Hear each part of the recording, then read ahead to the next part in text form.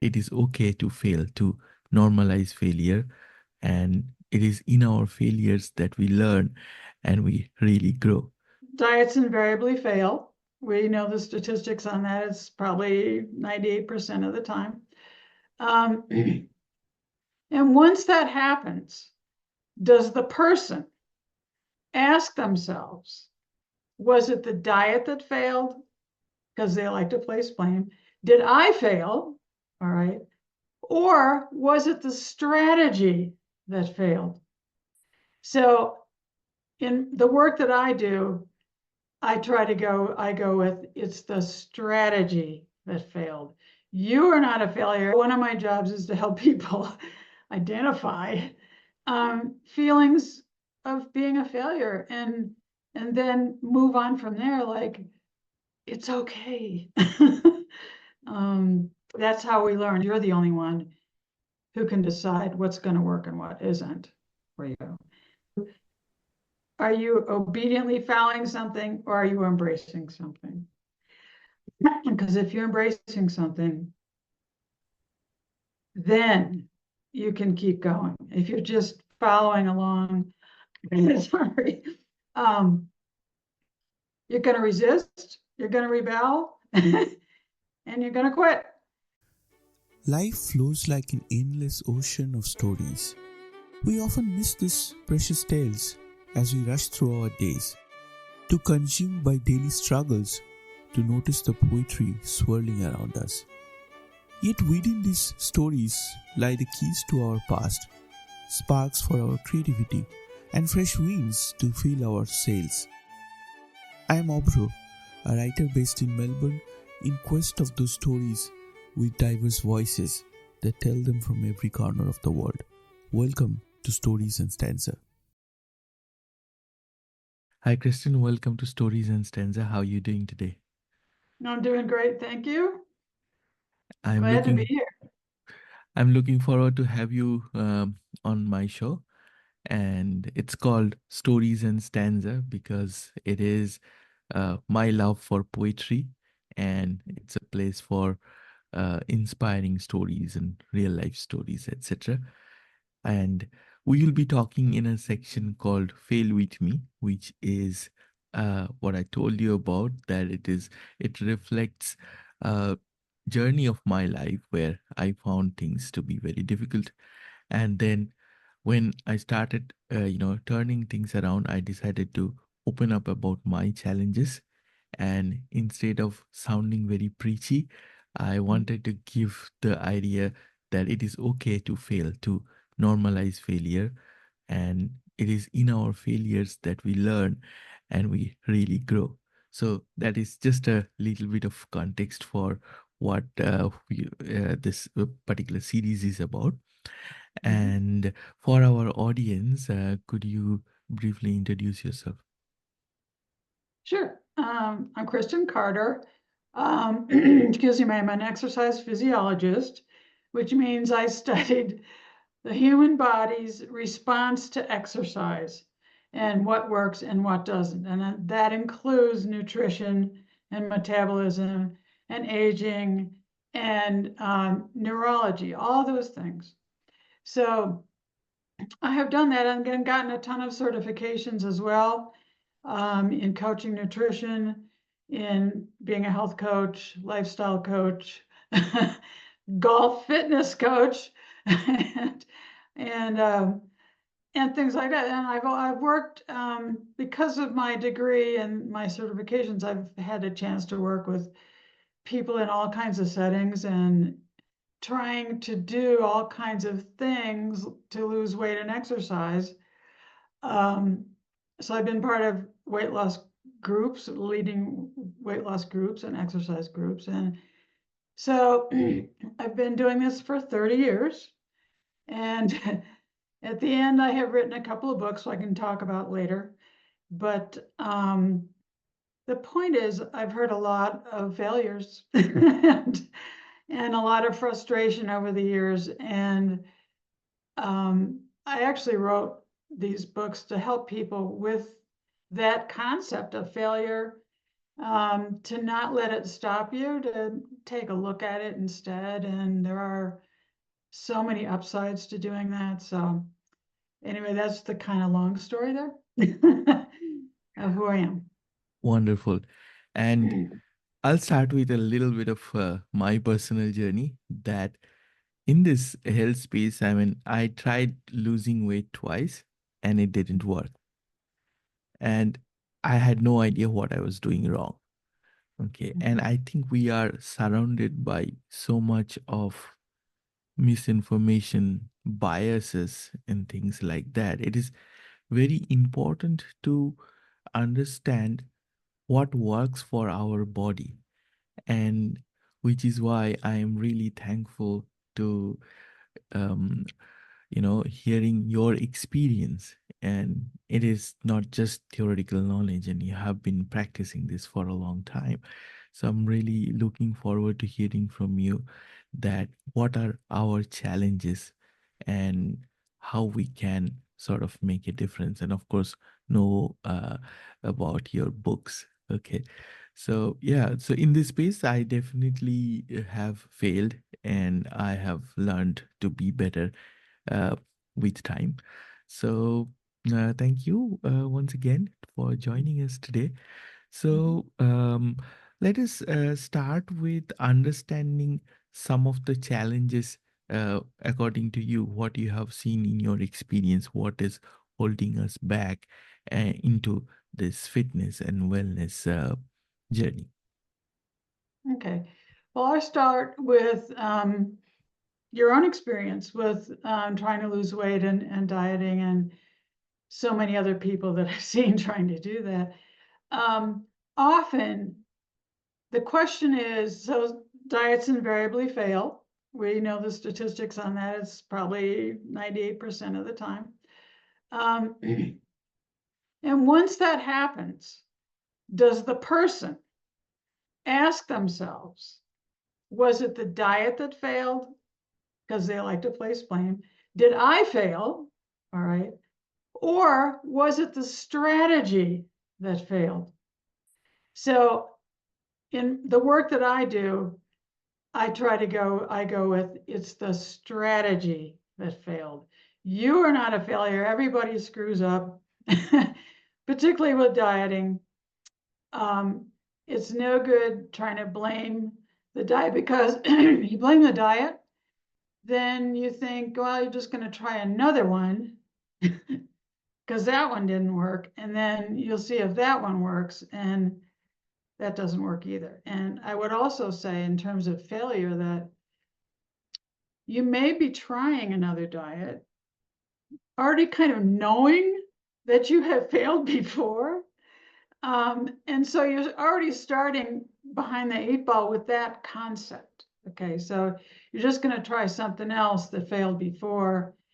And that is a challenge. And now I would say, with the coaching that I do, one of the challenges is getting people to think about if how they feel about that. Do they identify with being a failure, or do they kind of don't think about it? Even though it's kind of always there, there's that sort of background, I'm no good at this feeling. And some people are better at identifying that than others. So one of my jobs is to help people identify feelings of being a failure, and then move on from there. Like, it's okay. That's how we learn, and we can talk about that later, I think. Absolutely. So, if I were to say, like, start from the beginning, so what you said, very valid, that whether the said person is a failure or was the strategy a failure. So, okay, again, a little bit of anecdote. So the two times I said that I was trying to become healthier and it kind of backfired, it didn't go well at all. One time I was trying to go on a diet and just eat only salads, didn't work. And at one time I thought that I'm going to be working out. And we went to the gym and I was trying to work out 5 days a week. Nothing happened. And then I kind of gave up in both the situations. Okay. And later I realized that, okay, I was not looking at the bigger picture here. So it has a combination of multiple factors that become my health, that become a good practice of, getting better. So if we are to start today, or if for someone who wants to start today, what would you say would be the realistic goals? Realistic goals. Okay. There's two things that come to mind. One is kind of granular, and the other one is more philosophical, which is, so I've seen this again and again. People, they start a diet and the exercise program, and then they look in the mirror and nothing has changed. And so, ding, ding, ding, ding, failure, didn't work. So, so the thing about it is that it nothing's going to look like it's changed for quite a while. It takes 2 or 3 months before things even begin to look different if you've managed to be consistent. Okay. So I have found this again and again. People, they join the gym, they work out like crazy. After a week, they look in the mirror and nothing has happened. So they don't bother. They're like, what's the point of doing this? Right. So at that point, it's an opportunity for me to go in there and say, this is a lifestyle change, right? It's a transition. It's a long-term transition to eating differently, and as you said, eating differently and exercising differently, and thinking about those things differently, as opposed to just having somebody tell you what to do, right? That's not going to work. So I have a phrase here that I love. It says here, is it an obedience to a new lifestyle that you're doing, or are you embracing it because it's going to be good for you in your life? So instead of following along, is this something deep inside of you that you want? Okay. And so you need to start thinking about that. And once you do, the whole diet thing goes out the window because that relies on willpower and motivation and all those things they talk about all the time in the media, and that just are never going to get you there. So, and in terms of failure, I would say that self-compassion is really a motivator. It's not motivation per se. It's not, I'm gonna do this. If your motivation is to do the thing that's right for you and to forgive yourself when you screw up and to have self-compassion about that, now we're talking. So that, in a nutshell, kind of is what I would tell people who are starting out. Like, don't go there again. Don't go there to that place where it's a diet. Or I remember our conversation previously, you said you didn't like advice. And I totally agree with it. Like, people trying to follow advice, advice does not touch your inner conflicts about what they're saying. Doesn't go anywhere near those things. So, and everybody has those. You can't just read something and go, okay, I'll do that. People, we're human. We do not operate that way. So advice, okay, maybe it helps you start thinking about things in a certain way, but in general, it totally leaves out who you are and who all of us humans are. It's just has very limited value. Let's put it that way. Absolutely. And thank you for sharing that. I believe by the time this video will go live, it'll be closer to the new year, and a lot of people will be setting up their goals and just new year resolutions and things. What you said, it just makes perfect sense as to where does it start? Is it just some numbers? Is it just someone's advice? Or is it something that comes from within? So I can totally relate to what you're saying. One of the things I noticed when I started consciously making a change, okay, that we are surrounded by so much unhealthy food. I mean, go to the supermarket and then I just see, oh, this is sugar, this is sugar, this is sugar. And then before that, I didn't think about this way. I would go to the supermarket and get what I want to eat. But when this calling kind of came from inside, I started becoming mindful about what I take on my plate or what I am going to shop for.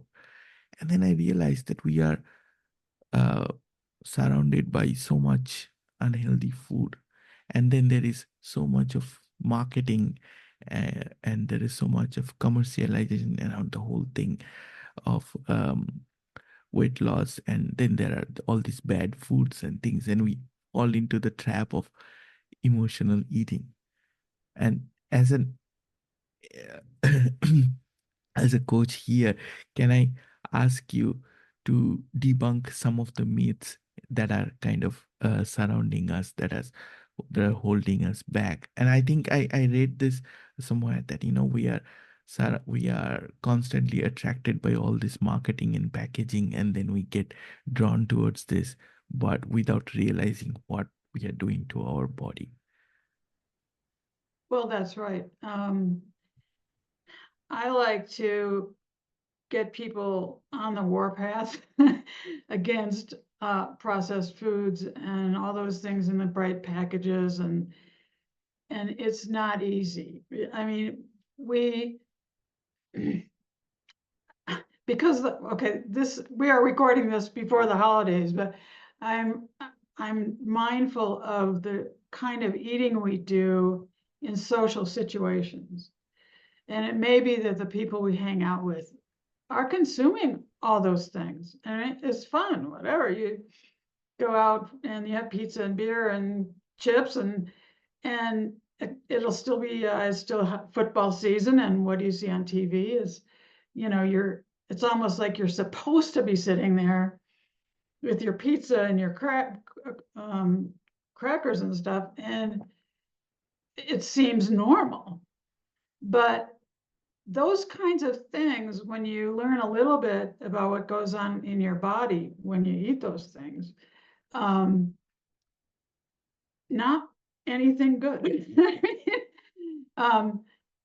So if you're eating processed foods made out of emulsifiers and altered proteins and this and that, it's your gut does not recognize those things as food. And so it creates bacteria in there that it tries to deal with it, but those bacteria don't send the right messages to the rest of your body about your how you're going to metabolize them, and how your metabolism is going to go, and how your brain fog is going to be, and how your appetite is going to be. All those things get thrown off by those kinds of foods. And so you could think about it in terms of, people don't like to think about this, I guess, very much, but what are you putting into your gut? That is it going to like what's in there or is it not? And I'm going to tell you that we basically know what it likes, which is whole foods, fruits and vegetables, whole grains, legumes, beans. It recognizes those things as foods, creates the right bacteria, which brings down inflammation in your body, helps you fight disease, helps you with your metabolism and all the signaling that goes on. And it just puts you in a much better place. So I would say that across the board, take a good look at all these packages and try not to go there. Don't try the best you can to eat whole foods, fresh foods, things that don't come in a package. That's just a blanket rule that is going to really be useful to people. So, and so there's that in there. Like I said, there's the other thing about becoming aware that your gut does not like these things. And your Absolutely. gut is really the boss of your body, aside from your brain, of course. Can you tell us a little bit more about what inflammation is and how it can kind of harm us, our body from the inside? Okay, so inflammation comes to us on a cellular level. So if we're not eating the right foods, what gets circulated in our bodies is not the right stuff. And our cells, when they're trying to make energy out of those things, they get thrown off and they become inflamed. They become dysfunctional, if you will, partly dysfunctional. So it isn't just a few things. It's not that your gut hurts or whatever. It's your entire body is thrown off, and it's thrown off by excessive fat stores as well. Excessive fat also creates systemic inflammation. So if you think about it, at your little cells down there, something comes along like a virus, bacteria, that cell is not going to be able to respond as well to fight that off. Okay. And that includes things like cancer, right? So that's basically it. Try to make it simple. Yes. No, thank you for explaining that, because I think this is one of the very key factors that often kind of go unnoticed. That's why I requested you to explain that a little bit more. And uh, when I kind of started this podcast, and I had uh, another health coach appearing on my show as a guest, and everybody loved that episode, okay, because she coined a beautiful term, said, our relationship with food. And it's like how we have a relationship, say, with money, say, with, something else we like. Similarly, we have a relationship with food. And if we are mindful about that, then that is where things start changing. But after that episode, I've gotten some questions and comments from people that our metabolism is slightly different, or I am on some medication because of which I cannot lose weight. I'm trying, but I cannot. So, uh, and then this is something I have noticed for my wife as well. So, just to explain a little bit, like she was on some antidepressants, which creates, like, which pumps up the heart rate, and then that makes you more hungry, and you consume more food, and to tackle depression, you are adding on to something else. You're right. uh, how do you suggest, someone who is in a similar kind of a situation, like, okay, I know what I want to eat, but because of my metabolism or because of my medication, not able to not able to set the right goals, or not able to do the right thing. So how would that person kind of becoming healthy? Okay. I would say that, you know, you may have to change your expectations a bit. I mean, because you are taking that, it is affecting your body. But you can still make the same lifestyle changes, because they're going to make you healthier anyway. Like, right? And that's really worth doing. You may lose some weight in the meantime. You may not, but at least you will have done some lifestyle change where you're ending up on the other side with some really good new relationship with food, right? New habits, if you will. Behaviors is more like it. Anyway, that's a different topic. But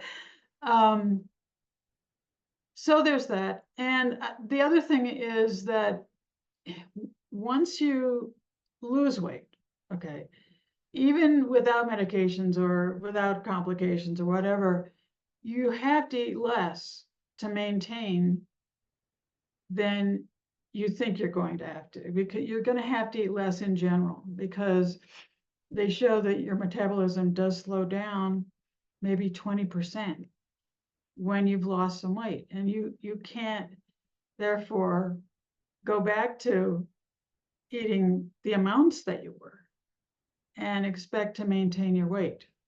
Okay, it's an unfortunate thing. It seems like punishment on top of all that effort that you've put in, but that's the truth.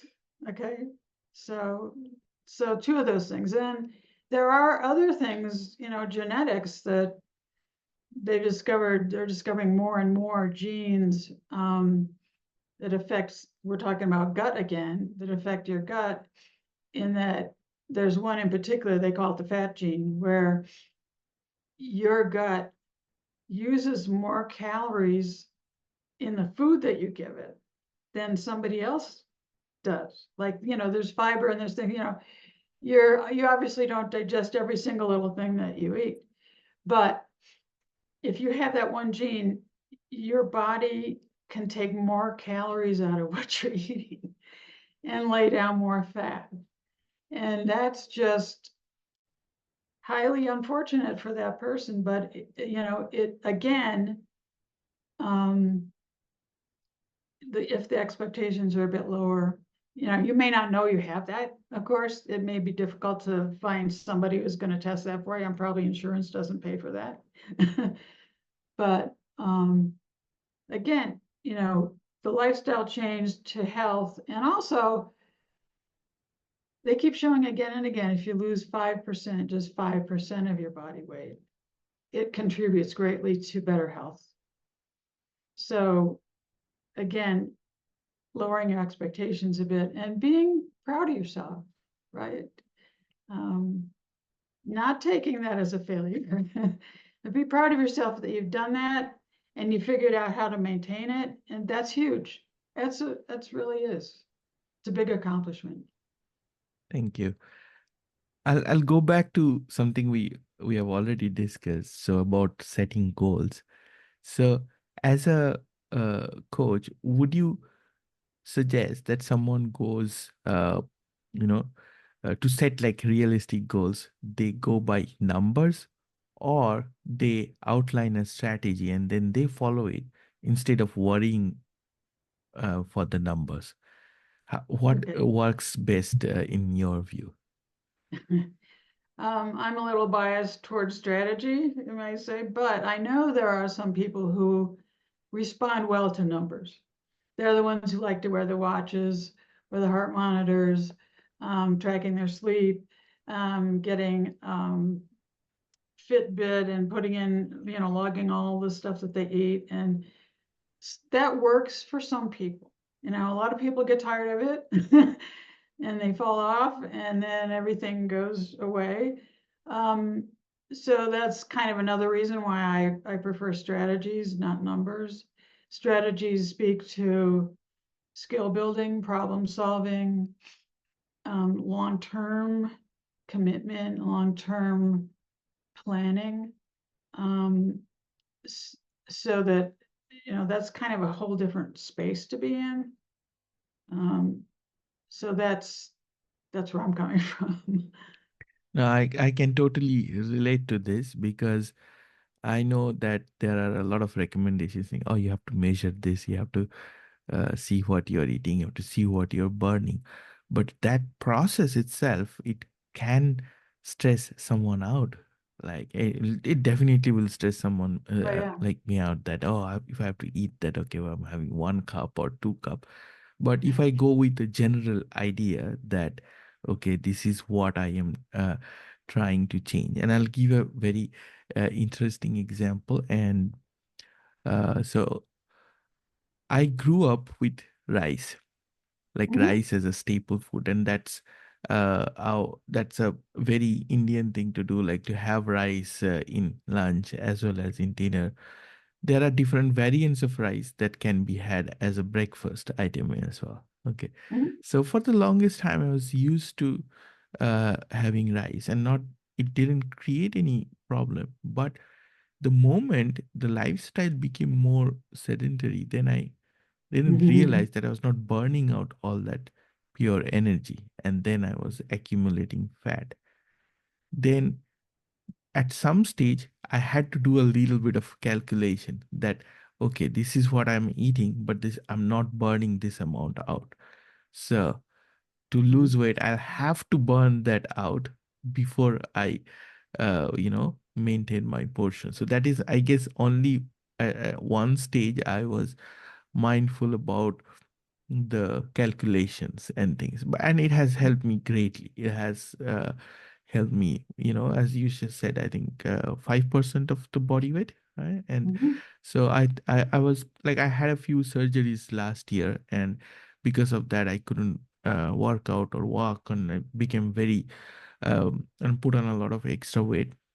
And then gradually, when I started being focused about like everything, and I started seeing, that making a difference. So I can totally understand when you said that when should we go by numbers, or when should we kind Mhm. of go by strategy. And I think it works differently for different people. I'm It not, does. yeah. Yeah. So I see a lot of places people say that, we avoid your carbs and things like that. But no, Mhm. you look at the holistic health and see what That's you're right. burning, and then you That's see right. what you're putting in your body.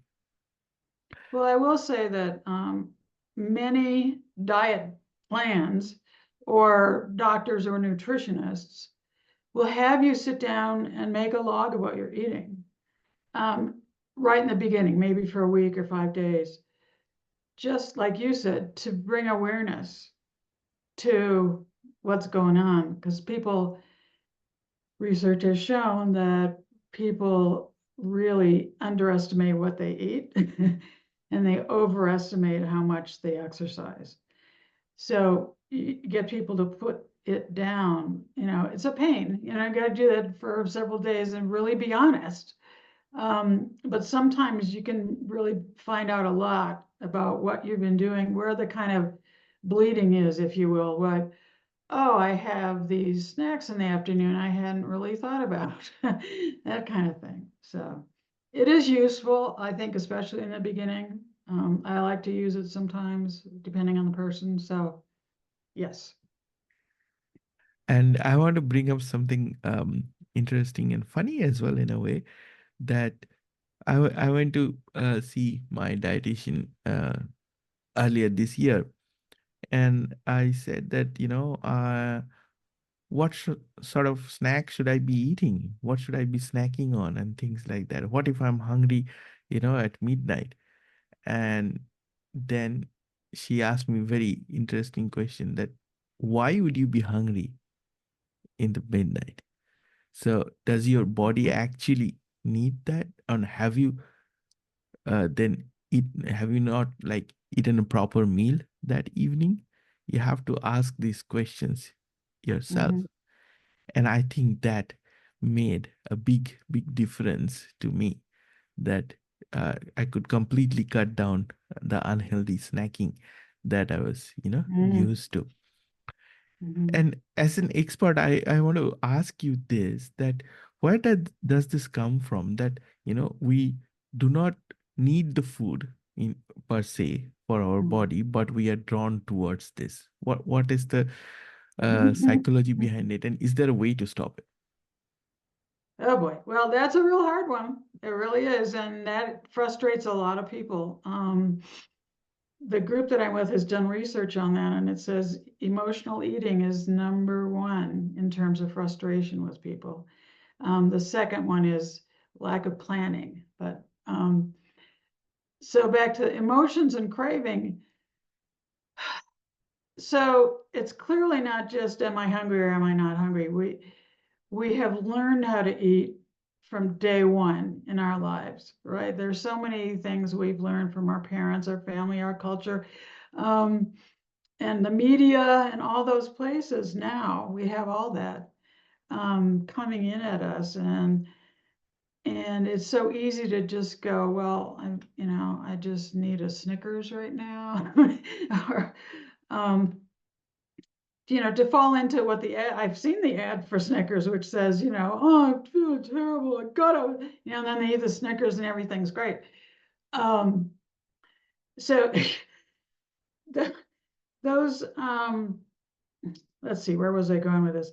It's so the emotional eating is yours to own, right?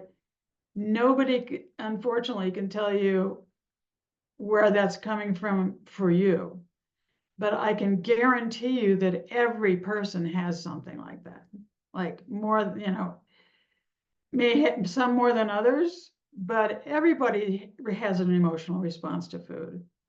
And when the going gets tough and the stress comes on, your metabolism shifts, your hormones are shifting. They're telling you you're hungry. You're really not. At that point, I tell people, well, okay, try a glass of water. A lot of this advice actually that you see out there is like, have some fruit cut up at the ready, some carrots at the ready, something you can munch on that isn't a Snickers. So, the other thing, um, don't get on your case about that. I mean, it's so human. That's just what happens. Our brains are like that. Being a human is like that. Our emotions are like that. Our metabolisms are like that. And, it is something we have to deal with, clearly, but we all have it. It's not a failure. So, Yeah, speaking to your yes. Yes, no, it's definitely not. I'm not calling it a failure. I'm saying that something I didn't realize it was part of the wellness journey. And this was one of the strategies that, okay, am I eating properly in a meal as opposed to I am habitually snacking? And then again, when I'm snacking, I'm more often than not, we are falling on choices that are marketed and things like that, but that are not necessarily good for the body, good for the gut. Right. I've worked with other organizations that track how long it takes to get rid of cravings. Let's say you shift over to whole foods and vegetables, fruits and vegetables, and 3 bits of protein a day. So it's spaced out during the day, and you're really watching your meal timing and all that. It takes a couple of months for cravings to kind of start to go down. So during that time, that's where, willpower comes in. Like if you really want that life-changing switch, it is going to have to be something that you watch out for the first couple of months, at least. So. I have one more question for you on the eating side of things. Like we are generally told that, oh, okay, if you make a juice of this, if you make a smoothie of this, and make a paste of this, easy to put all nutrients and you can have it. But I have also read that if you don't munch your food, don't chew your food, it doesn't send a signal to your brain, and that doesn't, trigger the whole process of digestion. And it is better to have the food whole as opposed to get them, juiced and or Mhm. made into a paste and things like that, where you're just filling your stomach, but you're not signaling your brain that you're eating something, and you should get that, your body should get the nutrition out of what you're eating. What Mhm. do you suggest on that, or what is sort of scientific on that? Um, I've heard that also. I mean, I think it's partly true, but I also think um, you can still get plenty of nutrition from smoothies and juices and things like that. Um, the danger comes in when you are drinking sugary drinks. That's a big no-no. Um, but the idea is really, you're right, to have food that you're chewing, that you're enjoying the experience of, as opposed to just, glug, glug, glug. Um, but it's kind of a mixed bag. I wouldn't say it's one or the other. I mean, you can still get plenty of things out of a really good smoothie. And, sometimes you see some pretty good recipes for that kind of thing. You can stick in some flax and some protein and all kinds of things, and feel pretty satisfied, because your gut, again, your body has gotten the protein and the carbs and some fats probably. So that's kind of different from if you just drink a soda, for instance, which is, of course, really, really terrible. So yeah, so it's kind of some of each is what I would say. I wouldn't say one thing, you have to do one thing or the other, but tending towards things that you can chew, that you enjoy, that you can take note of the experience a little more. Um, it's a little more of a slow process. It does let your brain know that you're eating, because your saliva responds differently and those kinds of things. So yes. Wonderful. And can you tell the audience about your books now? You bet. So um, I've written 3 books, but the last 2 are called The End of Try, Try Again and The End of Try, Try Again Action Workbook. So I've kept them both really short because, again, I didn't want to write an advice book. Okay.